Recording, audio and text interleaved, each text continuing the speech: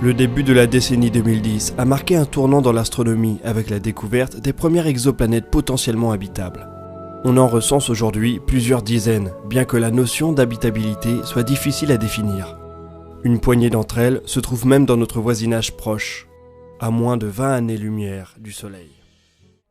Coloniser Mars ou d'autres corps du système solaire demandera des efforts énormes étalés sur des décennies, voire des siècles, lorsqu'il s'agit de visiter ou de coloniser d'autres étoiles et les planètes qui les accompagnent. Le voyage interstellaire n'est pour le moment qu'hypothétique, sauf si on regarde du côté des sondes Pioneer 10 et 11, Voyager 1 et 2 et New Horizons. Ces 5 objets, bien que ce ne soit pas le but de leur mission, sont déjà sur des trajectoires de vol interstellaires. Mais elles mettront dans le meilleur des cas plusieurs dizaines de milliers d'années à rencontrer une nouvelle étoile, soit bien plus que la durée de vie d'un humain. Plusieurs solutions ont été imaginées pour résoudre ce problème des distances. Il y a les approches rapides qui se penchent sur la réduction du temps de trajet pour le faire tenir sur la durée de vie d'un humain. Et de l'autre côté, les approches lentes qui se concentrent sur la survie des humains ou d'une partie d'entre eux pendant un voyage beaucoup plus lent, compté typiquement en siècles.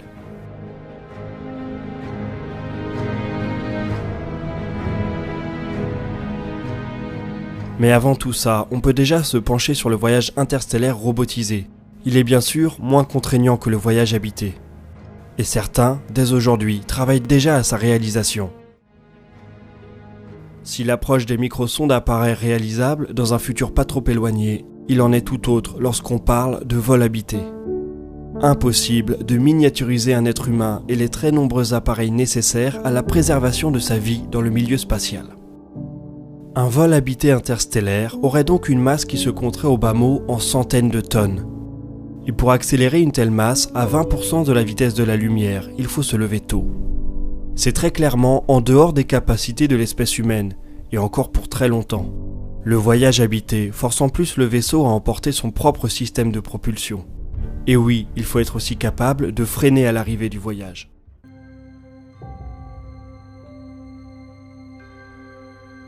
La colonisation de Mars.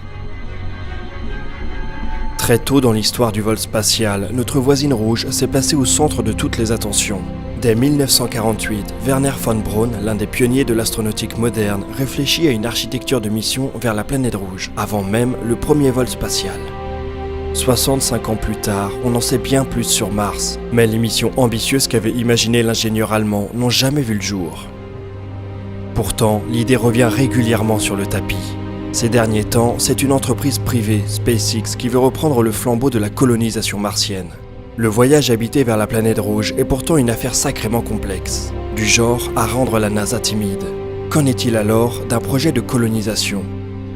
Si l'humanité se décide un jour à quitter durablement son berceau, Mars représente-t-elle forcément la meilleure des destinations ?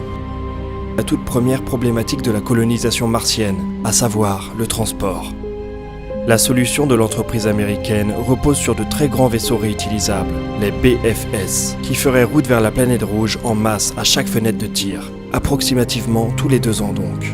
Ces vaisseaux fonctionneraient sans avoir recours à aucune rupture technologique, de bonnes vieilles fusées à propulsion chimique saupoudrées d'une touche de réutilisation et de méthane. D'une certaine manière, on se rapproche un peu de la vision de Wernher von Braun. L'architecture de mission retenue par SpaceX fait un certain nombre de choix pour rendre le trajet possible, parmi lesquels la production locale de carburant. Et ce détail rend le projet de SpaceX très différent de ce qu'ont pu être les missions Apollo ou la plupart des projets d'exploration martienne. La colonisation martienne n'est pas seulement une option permise par le voyage, elle devient nécessaire à celui-ci. Sans le déploiement d'infrastructures de production locale, pas de retour possible.